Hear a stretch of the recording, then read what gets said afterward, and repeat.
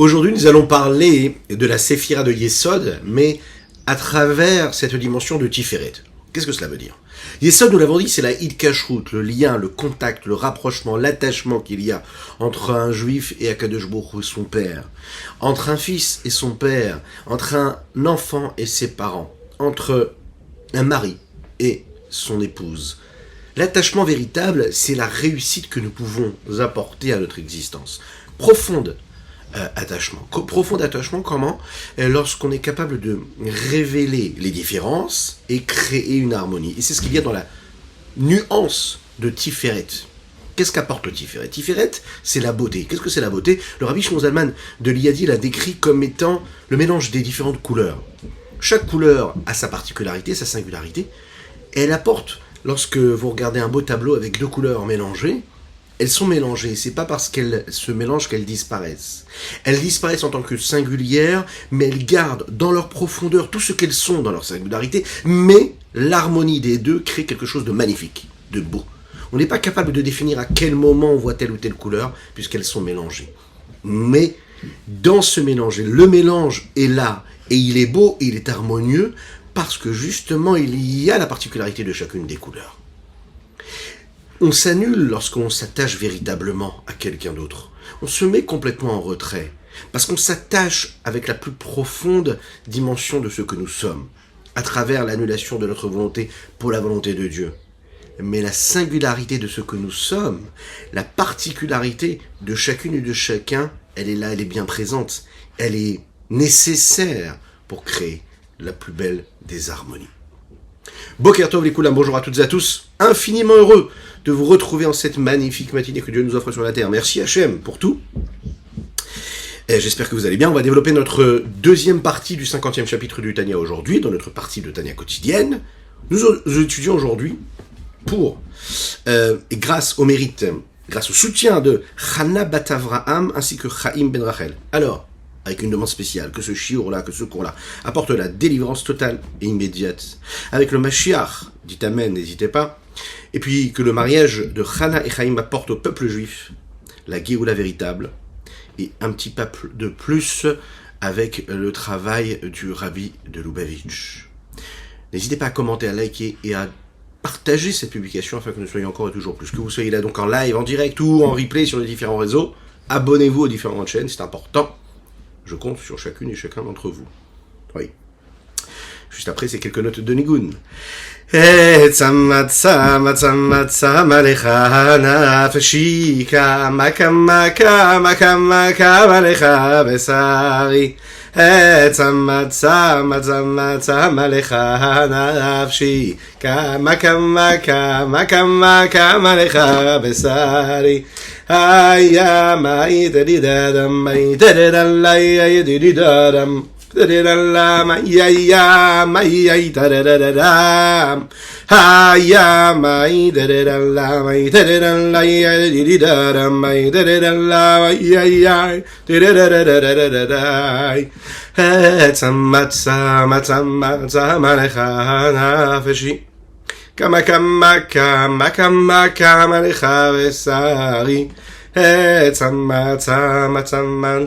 lecha nafshi Kama kama kama kama kama lecha besari Dirirayamai diriray Dirirayay diridaram Diriramayayam Diriradadadadadadadai. Il faut tellement vouloir, tellement vouloir, ratso, véchov, tellement venir, monter vers Dieu, montrer que l'on se détache du bas vers le haut, pour monter vers le haut, et ensuite faire le retour, d'accord? Ramener tout ce qu'on a pu prendre là-haut, auprès d'Akadosh Baruch Hu, auprès de la sainteté, de la pureté, et de le ramener dans ce qu'il y a de plus normal, de plus essentiel dans la vie d'un homme, dans sa pratique des mitzvot et dans son étude de la Torah.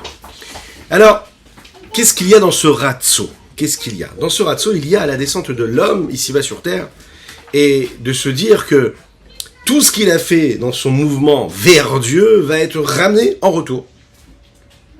On a étudié hier que l'amour d'Akadosh Baruch Hu pouvait être exprimé à travers un amour silencieux ou un amour qui pouvait être comme des flammes ardentes qui brûlaient vers le haut, qui montaient vers le haut.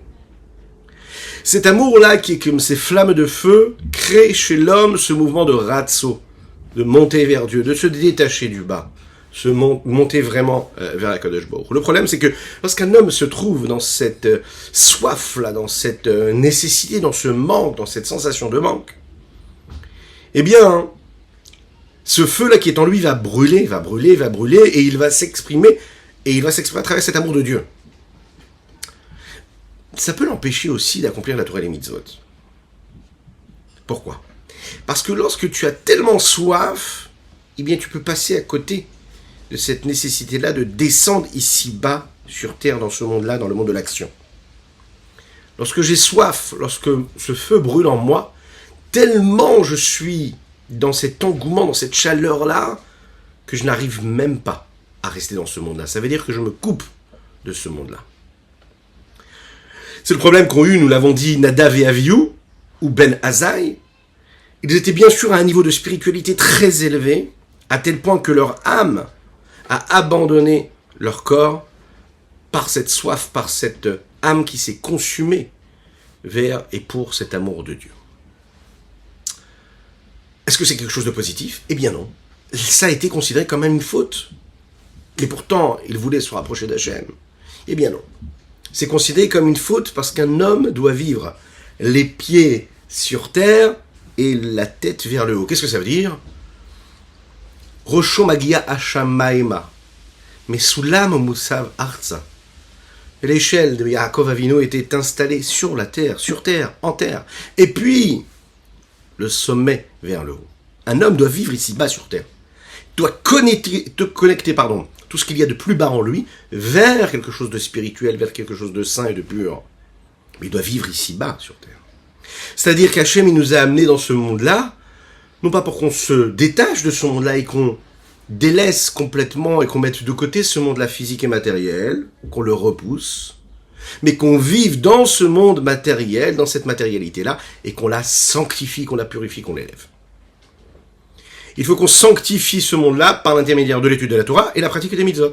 C'est la raison pour laquelle, avec le ratso, il faut qu'il y ait aussi le shov, c'est-à-dire le retour, le fait de redescendre ici-bas sur terre afin de le sanctifier. Ça veut dire que le premier mouvement, bien sûr qu'il est magnifique, parce que c'est un mouvement où je me dis, ok, le monde qui m'entoure, c'est un monde de mensonges. On peut être même dans la pratique de la Torah et des mitzvot et d'avoir comme ça une façon de voir, une façon de se comporter, une façon de parler. On peut créer, bâtir, construire des empires dans la Torah et les mitzvot en ayant le mensonge autour, que Dieu nous en préserve. Malheureusement, c'est l'épreuve de notre génération où il peut y avoir tout un aspect extérieur, d'accord, qui va se servir des codes de la Torah et des mitzvot pour être quelque chose, une vraie construction, pour faire de vraies actions, etc. Et avoir un fond, avoir une profondeur qui peut être mauvaise, biaisée, qui peut être mal intentionnée. Le réel travail, c'est de réussir à trouver une authenticité, une profondeur, une intériorité. Réussir à faire en sorte que ce monde-là dans lequel on se trouve, on y vive, on ne se détache pas du tout de ce monde-là, mais il faut qu'il y ait en même temps ce désir de monter vers le haut et en même temps rester ici-bas. Ensemble, un homme, il doit penser, il doit se dire, voilà, qu'est-ce que Dieu veut de moi ? Pas qu'est-ce qui me plaît dans ce que je suis en train de construire et bâtir. Quelle est la profondeur de mon geste ? Quelle est l'authenticité de mon geste ? Quelle est la sincérité de mon geste ? Je dois sanctifier le monde. Ça veut dire que la vie que Akadosh Baruch Hu m'a donnée, c'est de réussir à passer outre le conflit qu'il peut y avoir entre ces deux mouvements-là qu'il y a en moi. D'un côté, de monter vers le haut, de me détacher du monde. De l'autre côté, de rester ancré dans ce monde-là et de me détacher de ce qui se passe là-haut. De trouver un juste équilibre, de façon à ce que, d'un côté, je vais toujours vouloir m'élever, mais toujours me souvenir que la volonté d'Hachem, c'est que je sois ici-bas sur terre. L'idée de Shov, ce retour-là, elle se retrouve précisément dans l'histoire, une des plus belles histoires, et qu'on est en train de vivre pendant cette période du Homer, qui concerne Rabbi Shimon Bar Yochai, Rabbi Akiva. D'un côté, On voit que la Torah, elle élève l'homme à un niveau de spiritualité des plus élevés, à tel point qu'il se rattache à Kadosh Baruch Hu. De l'autre côté, la Torah ne donne pas à l'homme de se détacher de l'existence dans laquelle il vit. C'est la raison pour laquelle, à un niveau un des plus élevés de l'histoire du peuple juif, au moment du don de la Torah, Akadosh Baruch Hu, qu'est-ce qu'il dit? Il dit Anochi Hashem Elokecha, je suis Dieu, ton Dieu à toi. D'un autre côté, juste après, c'est-à-dire, il commence par dire qu'il est notre Dieu, que notre vie, elle est censée avoir une dimension de spiritualité extrême. On doit se détacher du monde dans lequel on vit. Hashem Elokecha pense à quelque chose de spirituel. Et juste après, qu'est-ce qu'on nous dit? Lotirtzach, Lotignov dans les 10 commandements. Ne tue pas, ne vole pas. C'est quelque chose de très simple. A priori que même sans la Torah, on pourrait comprendre. C'est normal dans toute société qui se respecte, entre guillemets, bien on ne doit pas voler, on ne doit pas tuer. On voit que le même Dieu qui prend la parole à ce moment-là, si on peut s'exprimer ainsi, et qui dit, voilà, je suis ton Dieu, juste après, qu'est-ce qu'il nous dit? Il ne parle pas de notion de spiritualité. Il passe du moment où il nous élève le plus haut possible en nous disant, je suis ton Dieu, et ça veut tout dire, ça implique toute la dimension de spiritualité qu'il y a dans la vie de l'homme, et il passe à quelque chose de pragmatique, de très clair, ne tue pas, ne vole pas. Il y a ce lien entre les deux. Un exemple d'équilibre qu'il y a entre ce ratso et ce chauve, c'est-à-dire ce va-et-vient, cet aller vers le haut et ce retour vers le bas, on peut le trouver à travers l'histoire de Rabbi Akiva et de Rabbi Shimon Bar Yochai, nous l'avons dit. D'un côté, Rabbi Akiva, lui, vivait dans cette dimension de ratso, c'est-à-dire que toute sa vie, il a voulu donner sa vie, son âme pour Akadosh Baruch Hu. Il est entré, nous l'avons dit, dans ce pardès, là, dans ce jardin, qui symbolise la dimension de la partie cachée de la Torah. Il a même abandonné sa femme pendant plus de 24 ans pour étudier la Torah. D'une certaine façon, il ressemble un petit peu à Ben Azaï. Ben Azaï qui lui aussi a voulu tout abandonner pour s'attacher à Dieu. Ben Azaï, lui, n'a même pas voulu se marier afin d'étudier la Torah. D'un côté, à l'inverse de Ben Azaï, Rabbi Akiva, lui, va rester vivant. Ben Azaï, lui, ne va pas rester vivant. Il n'a jamais voulu se marier, Ben Azaï. Il n'a jamais voulu rester ici-bas. Rabbi Akiva est entré dans ce jardin, dans ce pardès, c'est-à-dire dans ce symbole-là de la Torah cachée, secrète. Il entre et qu'il sort, le texte nous dit, Béchalom en paix. Ben Azaï, lui, ne va pas ressortir. Il va entrer dans ce jardin-là sans ressortir. Rabbi Akiva, il va abandonner son épouse. Mais avant de l'abandonner, il va lui demander la permission. Il va lui demander, est-ce que tu me permets de le faire? Est-ce que tu m'autorises à le faire? Elle va accepter. En fait, il y a dans cela l'équilibre ratso et chauve. Il y a le désir de se détacher du monde, mais il y a aussi chauve. Je demande à mon épouse ce qu'elle en pense. L'épouse, elle est là pour nous ramener un petit peu sur terre. Créer l'équilibre. D'un autre côté, nous avons Rabbi Shimon Bar Yochai, une autre personnalité. Rabbi Shimon, lui, a priori, il symbolise le ratso uniquement. Puisqu'on sait que Rabbi Shimon, il était complètement, c'était du feu. L'attachement d'Akadosh Baruch Hu qui brûlait en lui, l'amour d'Hachem, l'amour de Dieu. C'est la raison pour laquelle, après avoir passé 12 années dans la grotte, à manger un peu de caroube, comme la tradition nous le dit, et un peu d'eau, par miracle, eh bien, il va étudier la Torah, développer la Torah, pendant 12 années, se couper complètement du monde. C'est ce niveau-là de ratso, cette dimension de ratso qui s'exprime à ce moment-là. Lorsqu'il sort de la grotte, il ne pouvait pas supporter de voir ce qui se passait dans le monde, et le texte nous dit que, en regardant autour de lui, il brûlait tout sur son passage. Physiquement, il brûlait tout. Pourquoi? Parce qu'il ne supportait pas que le monde soit aussi grossier, aussi matériel. Quand pendant 12 ans, il s'était élevé à travers les secrets de la Torah, à un attachement divin, à une dimension de présence divine tellement élevée, il ne pouvait plus supporter la bassesse de ce monde-là.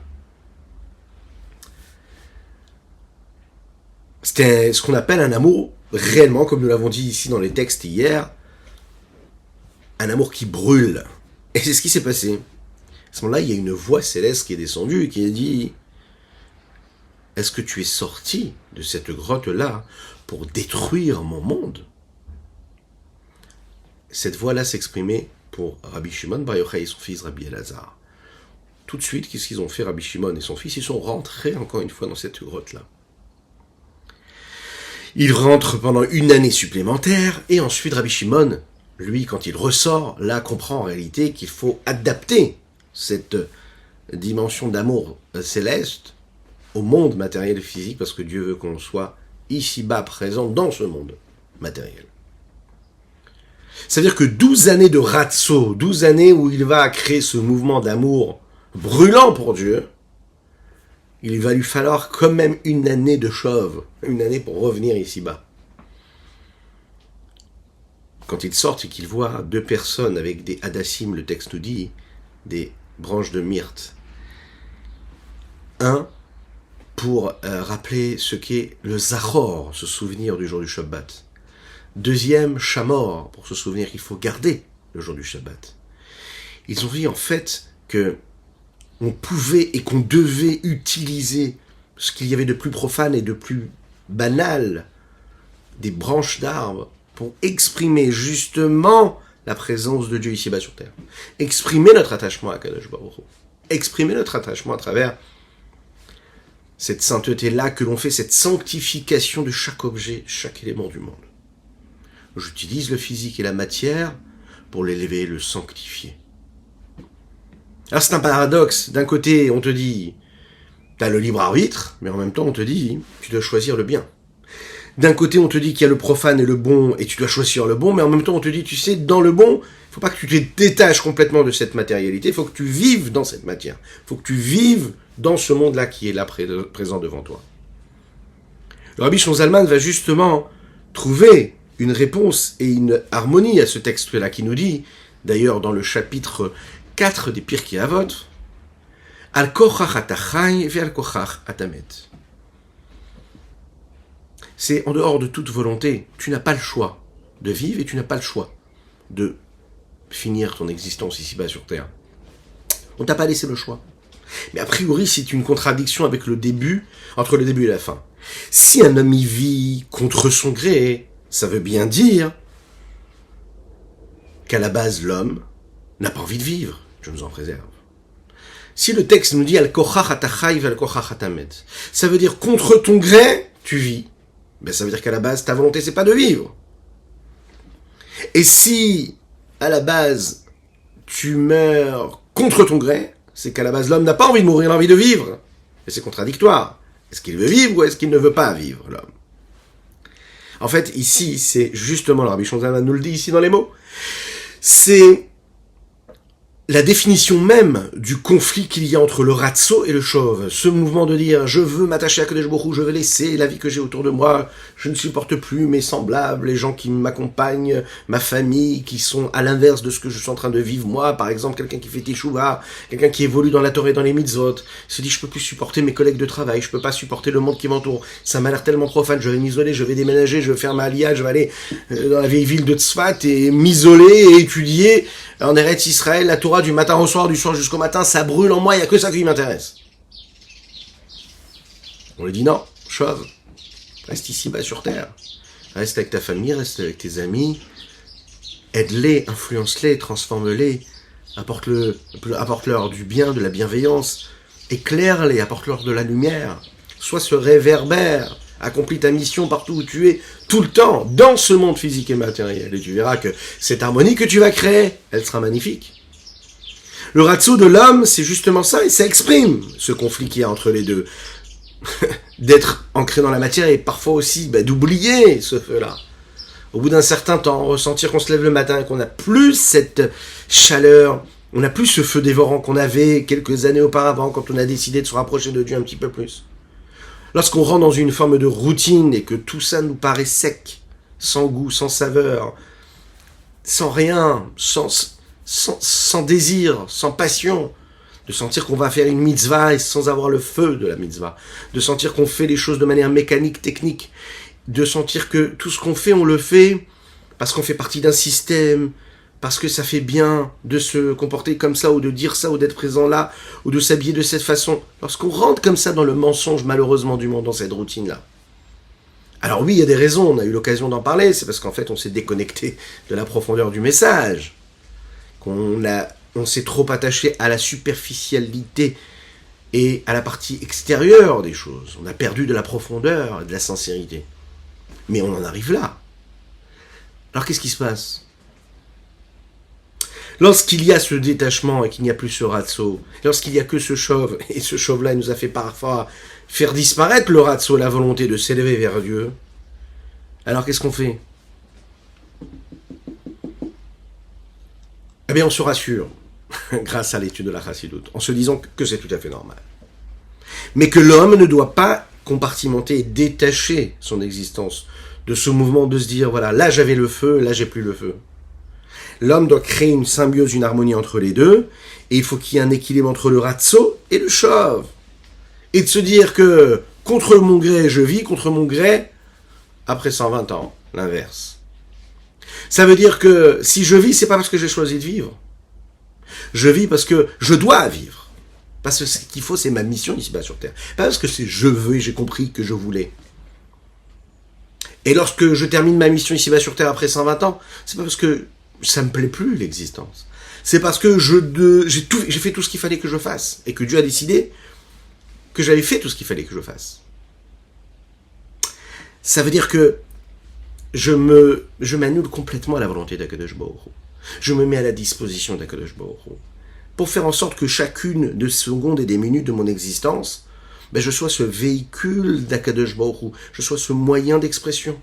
Je sois là juste comme ce moyen de transmission. Je sois le passeur de cette énergie-là. Dieu m'a mis ici, aujourd'hui, mais c'est pour que je vive l'accomplissement de la Torah et des mitzvot ici. Parce que je vais rencontrer ce client. Parce que là, je vais aller faire les courses, parce que je ne voulais pas les faire et que mon épouse m'a imposé de les faire. Ou parce que je vais passer 1 heure dans la voiture, dans les embouteillages, mais je vais profiter pour écouter un bon podcast, un cours de Torah, par exemple. Et à ce moment-là, tout en étant dans le physique, dans la matière, dans le monde physique, je vais me détacher de ça en donnant une dimension spirituelle de divinité à cela. Je ne vais pas voir chaque moment comme un moment à part, je vais voir chaque moment comme un moyen d'exprimer ce lien, cette harmonie, cet équilibre qu'il y a entre le mouvement de ratso, de flamme, de feu dévorant qui veut s'attacher à Kadosh Baruch Hu, qui a envie de quitter cette matière-là, et celui de me dire, non, je prends ce feu-là et je le stabilise ici-bas sur Terre. Je suis dans le monde, mais je ne sombre pas dans le monde. Je plonge dans le monde, mais j'ai l'oxygène. Je suis là, je suis rattaché à cet oxygène-là. La Torah, les mitzvot, la sainteté. L'Echaim.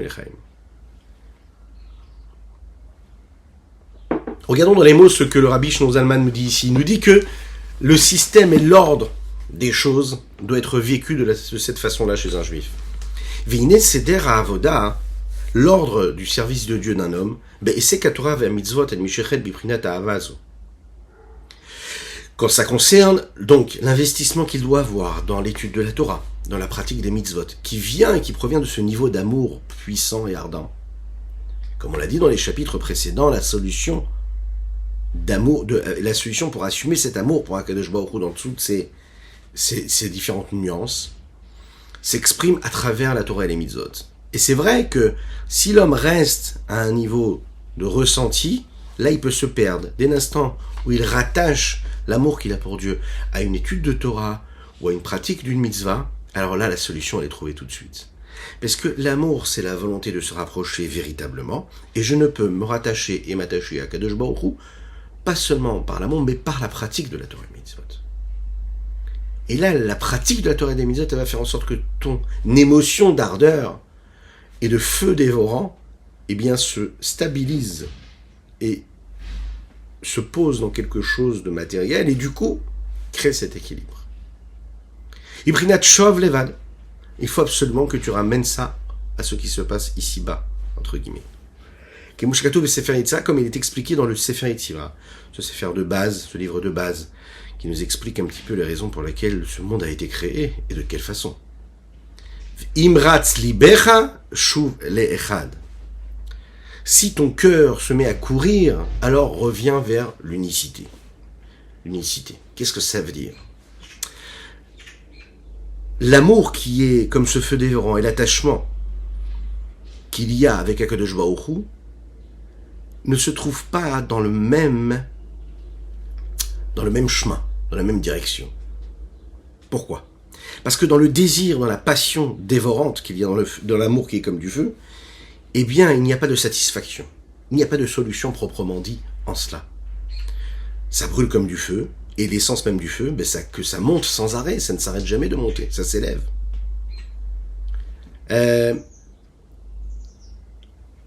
Le feu dépasse l'élément qu'il est en train de brûler. L'élément qu'il est en train de brûler se consume et disparaît. Il existe parce qu'en fait, il est en train de faire disparaître quelque chose. Le problème, c'est que cet amour-là, quand c'est vécu comme ça, ben ça fait tout disparaître. Donc même si tu aimes Dieu, mais tu es en train de faire tout disparaître, comme le feu. Et nous, ce qu'on te demande, c'est pas de faire tout disparaître, c'est de faire en sorte que la chose continue d'exister en se sanctifiant. Donc la meilleure des solutions, comme le dit le Rav Even Israël dans son explication du Tanya, c'est magnifique. La solution d'amour, c'est réussir à apporter ce chauve. Ça veut dire, je suis en train de courir, mais je comprends que pour courir, même si je vais très vite et très très loin, eh bien j'ai besoin de poser un pied à terre à chaque fois. Et le fait de poser un pied à terre, eh bien, c'est ce qui crée le tremplin qui me permettra de courir un petit peu plus vite. Et dès l'instant où j'arrête de poser les pieds à terre, je m'envole, eh bien je n'atteindrai pas du tout ma mission et mon objectif. D'accord ? Peut-être que mon ambition, c'est d'aller tout en haut, et vraiment d'aller au sommet de la montagne. Et pour cela, j'ai besoin de chaque fois poser un pied à terre, me poser quelque part. Ça veut dire que j'ai besoin de briser, de casser ce processus d'évolution. Et qu'est-ce que c'est poser un pied à terre ? Ben, c'est prendre conscience de l'unicité de Dieu. Il y a le bas, il y a le haut, et le bas et le haut, c'est Akadosh Baruch Hu. Et à chaque fois, je fais ce processus-là. Je suis conscient de ce processus-là. Je comprends qu'Akadosh Baruch Hu, il est unique, mais pas seulement dans le ciel ou dans la dimension spirituelle de ce qu'il peut être, mais aussi dans ce qu'il y a ici d'unique, ici-bas sur terre. Shamaim va'aretz, je crée le lien entre le ciel et la terre.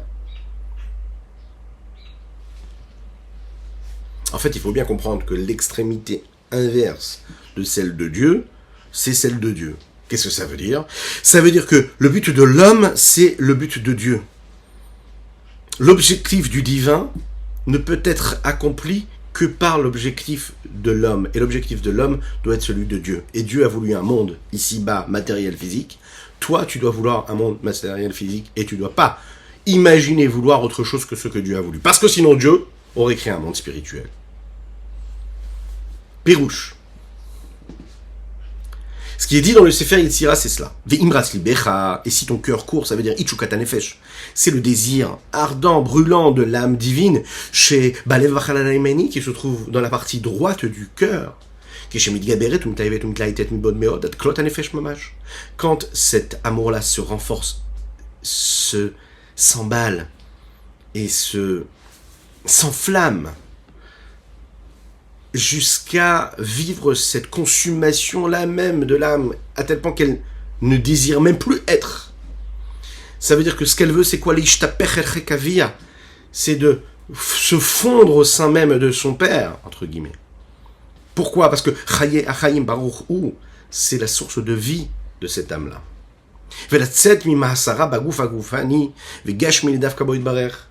Son cœur court, ça veut dire qu'il veut tellement c'est fort, qu'il veut courir, se détacher, se libérer de ces chaînes, de ce corps physique matériel tellement étroit, pour s'attacher au Saint béni soit-il, à Akadosh Baruch Hu. Azaï, alors à ce moment-là, quand son cœur court de cette façon-là, Zot Yashivel Libo, il doit répondre à son cœur quelque chose. Yashivel Libo, ça peut être expliqué de différentes façons, mais ça veut dire Yashivel Libo, il doit réfléchir, il doit approfondir. Il faut ramener cette réflexion-là et ramener son cœur à quelque chose de plus physique, corporel. Ramener son âme à son cœur à son corps à son monde.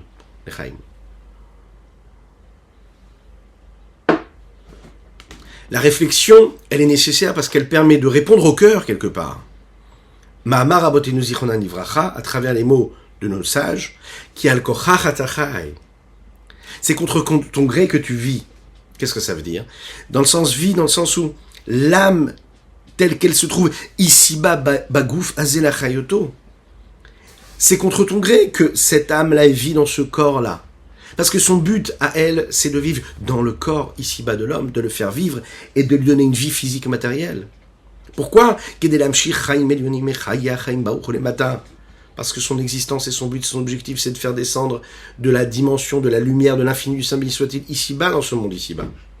Comment? À l'aider Torah Traim, grâce à l'étude de la Torah, ce qui est une Torah de vie. Quand l'homme qui est ici, inférieur, ici-bas, accomplit la Torah avec son corps, et avec tout ce qu'il y a dans ce monde-là, dans ce monde physique et matériel, il va le mettre à contribution, il va l'utiliser pour accomplir cette mission que Dieu lui a donnée. Alors à ce moment-là, il ramène ici-bas sur Terre une dimension de vitalité supérieure et suprême qui dépasse les limites de ce monde-là, dans les limites de ce monde-là. Al-Kochach Atachai, contre ton gré tu vis, exprime ici le paradoxe le plus grand qu'il peut y avoir dans la vie d'un homme ici-bas sur Terre, à savoir, d'un côté vouloir s'attacher à Dieu, de l'autre côté on lui dit « Hey, tu vis ici-bas, redescends ici, sois là ». En fait, ici, la solution pour assumer cet amour qu'on a pour Akadosh Baruch Hu, pour trouver une forme de satisfaction, de sérénité, de tranquillité, c'est réussir à créer cette union, cette unicité qu'il y a entre cette âme divine et ce corps physique matériel. Il deviendra son partenaire, le corps, non pas quelque chose qui va contre l'âme divine, mais quelque chose qui l'aide. En fait, c'est le paradoxe global qui représente le paradoxe de la vie, en général. Lorsque c'est contre ton gré, c'est-à-dire que quand, par exemple, tu t'es dirigé vers le haut et que tu as compris que c'est contre ton gré qu'on te demande de vivre ici-bas, alors atachai, ça devient positif. Ça n'est pas donc tu es obligé de vivre et on ne te demande pas ton avis et tu dois subir ce monde physique, même si tu aurais voulu te détacher. Non, pas du tout, au contraire. Atachai, tu deviens la source de la vie. Et ça, c'est magnifique, c'est sublime. C'est-à-dire que l'homme prend une part phénoménale dans l'accomplissement même de la volonté d'Akadosh Baruch Hu, parce qu'en fait, c'est grâce à lui que la vie va exister ici-bas sur Terre. Toi, tu penses vouloir te détacher, que c'est ce qu'on attend de toi, et là, on te dit non, Hatachai, toi, tu vis ici-bas, tu dois vivre dans ce monde-là. C'est ici-bas que tu vivras, c'est ici-bas que tu vas construire un foyer, que tu auras des enfants. Je lisais juste avant une magnifique miracle du rabbi, d'Akadosh Baruch Hu à travers le rabbi, qui peut paraître banal, comme ça un chassid du rabbi qui était très proche du rabbi, et au bout de 15 ans de mariage, il n'avait pas du tout d'enfant. Que cette histoire puisse être une source de bénédiction, et qu'elle apporte des enfants à ceux qui en ont besoin, ceux qui sont mariés depuis des années, ou ceux qui sont mariés depuis pas longtemps, que ce soit une bénédiction pour tout le monde, ceux qui souhaitent en avoir, et même ceux qui ne souhaitent pas, parce que c'est l'essentiel de la vie, que Akadosh Baruch Hu leur donne de la vie. Alors, et donc, au bout de 15 ans, il n'avait pas d'enfant, donc il décide à d'écrire au rabbi de Lubavitch. Il demande une bracha au rabbi, le rabbi ne répond pas. Quelques temps après, il réécrit encore une fois au rabbi, le rabbi ne répond pas. Ils vont voir des grands professeurs, on leur dit, voilà, il y a des traitements aujourd'hui, vous pouvez faire des traitements, et Bezrat Hashem vous aidera à avoir des enfants. Ils vont voir les médecins, mais comme un bon chassid qui se respecte, ils demandent au rabbi, ils écrivent au rabbi, le rabbi ne répond pas. Au bout d'un certain moment, ils passent par le secrétariat, ils se disent, il y a peut-être un souci, ils demandent au secrétariat, et le rabbi dit non. Il répond cette fois-ci, il dit ne pas faire cela. Tout va bien se passer, ils n'auront pas besoin de faire ces traitements-là. Ils disent, écoute, le rabbi, ne font pas de traitement, et les mois passent, et toujours rien, la femme ne tombe pas enceinte. Ils attendent un petit peu, ils vont voir un autre médecin leur propose un autre traitement. Ils font demander au rabbi, et le rabbi il dit, non, il n'y a pas besoin. Ils sont perdus, ils ne comprennent pas. Et à un moment, le rabbi il dit, ne vous inquiétez pas, vous aurez des enfants. Là, ils disent, mais il y a un médecin qui nous propose un nouveau traitement, là, maintenant, on peut le faire maintenant. Le rabbi, il répond pas, il dit, allez voir un autre médecin. Eux, ils comprennent, ils disent, ok, très bien, le rabbi ne veut pas qu'on fasse du tout ce traitement-là. Et ils ne font pas du tout ce traitement-là. 9 mois plus tard, Le rabbi leur dit comme ça, après les fêtes, attendez après les fêtes, voilà le mot qu'il leur dit, après les fêtes. Ils attendent après les fêtes et ils vont avoir, Baruch Hashem, un enfant. Ça veut dire que l'existence d'un homme ici-bas sur terre, elle se vit à travers la nécessité qu'il a de devenir la vie. C'est lui la vie. Chacune et chacun d'entre nous, à chaque fois qu'on vit, à chaque fois qu'on fait quelque chose, on est en train de mettre en... On réalise la volonté d'Akadosh Baruch Hu.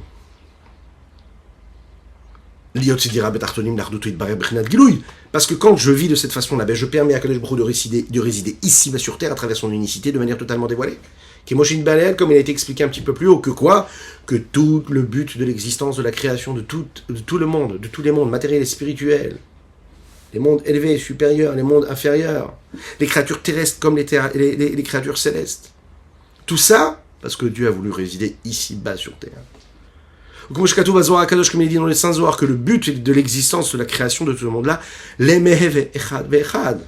c'est qu'il y ait un dans un, en un. Mais qu'est-ce que ça veut dire, un en un? Pérouche, l'explication, l'unicité qui est cachée dans tout ce que nous pouvons constater dans l'existence, elle puisse se dévoiler ici-bas sur terre. Ça veut dire que cette unicité divine-là, elle est cachée, et nous, notre but à nous, c'est de la dévoiler. Ça veut dire que dans chaque chose que je vais faire, je veux dévoiler la dimension divine, la présence d'Akadosh Baruch Hu. Et là, le Rabbi Shlomo Zalman va nous rapporter ce que nous disons pour conclure cette étude dans quelques minutes, qui concerne ce que nous avons l'habitude de chanter dans toutes les communautés du peuple juif depuis des décennies. Le chant Lecha Dodi Likrat Kala Pene Shabbat Nekabela, qui fait référence à un fiancé et une fiancée qui se rencontrent et qui célèbrent cette union-là. À travers le Shabbat, c'est ce qu'on est en train d'exprimer. Le Rabbi Shlomo Zalman ici est en train de nous expliquer que quand un homme éprouve de l'amour comme des flammes de feu, eh bien, ça entraîne quoi? Ça lui demande, ça entraîne, comme on l'a dit depuis quelques jours déjà, ça fait qu'il a envie de se détacher de l'existence. Alors, on lui demande d'accomplir les mitzvot afin de redescendre ici-bas sur terre et de ramener cette lumière ici-bas sur terre. C'est-à-dire de l'amour comme de l'eau. Ça veut dire l'accomplissement de la Torah et des mitzvot de manière totalement naturelle, paisible et sereine. La volonté de s'attacher à Kadosh Baruch Hu, elle provient de cette ardeur qu'il a en lui, mais elle doit l'accompagner, elle doit pousser à l'accomplissement des mitzvot, que ce soit à travers la parole ou que ce soit à travers l'action. Dans l'amour qui est comme des flammes, il y a cette contradiction entre la volonté de se détacher et la volonté de redescendre. Lecha Dodi Likrat Kala. Kala ici, ça vient du mot klot. Klot, ça veut dire consumer, complètement. Klot à nefesh, c'est une dimension et un niveau où l'âme, en fait, elle ne supporte plus du tout l'existence terrestre et elle veut se laisser consumer par ce feu ardent qui est de s'attacher à Dieu, à sa source première.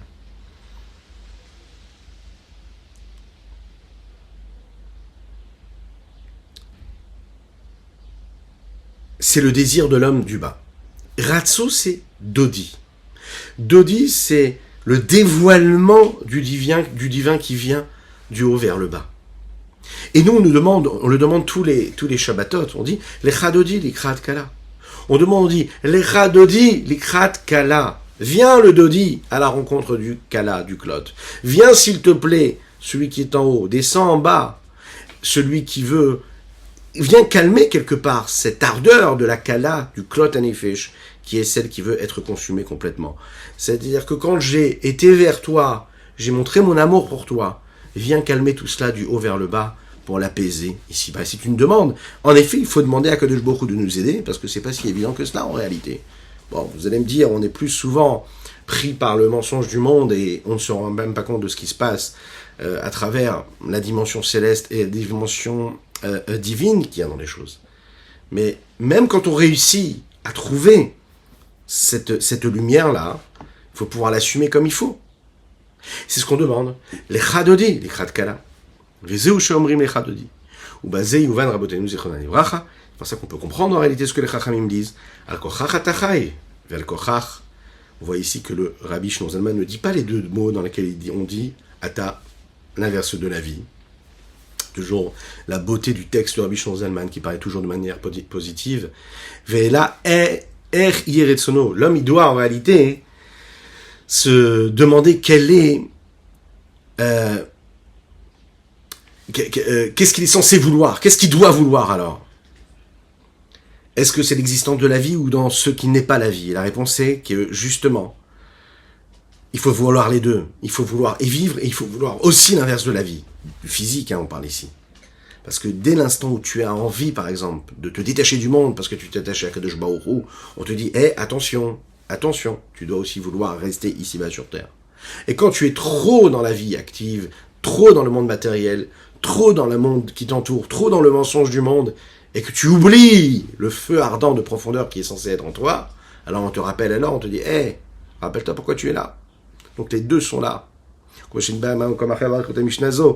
il est expliqué dans d'autres endroits, sur cette Mishnah-là, à savoir le mouvement du Ratso Veshov dans le service de Dieu. Ratso, c'est par exemple la Tfila, venir vers Dieu, prier, donner son âme, faire le Kriyat Shema, dire je donne ma vie pour Akadosh Baruch Hu, je prends sur moi les jougs de la gravité céleste, je sors de la vie du monde qui m'entoure, comme des flammes de feu qui ne peuvent pas être limitées par le réceptacle et les limites, parce que le feu brûle tout, donc en effet, le monde qui est autour de moi, je le vois plus, les limites, je les vois plus, les contraintes, je ne les vois plus, il n'y a plus rien qui me dérange. Je veux juste une chose, m'attacher à Dieu, je fais la tfila, je me donne complètement. Et juste après, qu'est-ce qu'on me dit? Chauve. Tu es ancré dans le monde, tu vis dans un monde physique et matériel, tu vas étudier la Torah, tu vas accomplir une mitzvah, tu vas prendre cette lumière que tu as pris dans ta tefila et tu vas la mettre, tu vas la poser, tu vas l'intégrer au monde et à ta vie, aux limites du monde et aux limites du réceptacle. Le chauve, akochar atachai.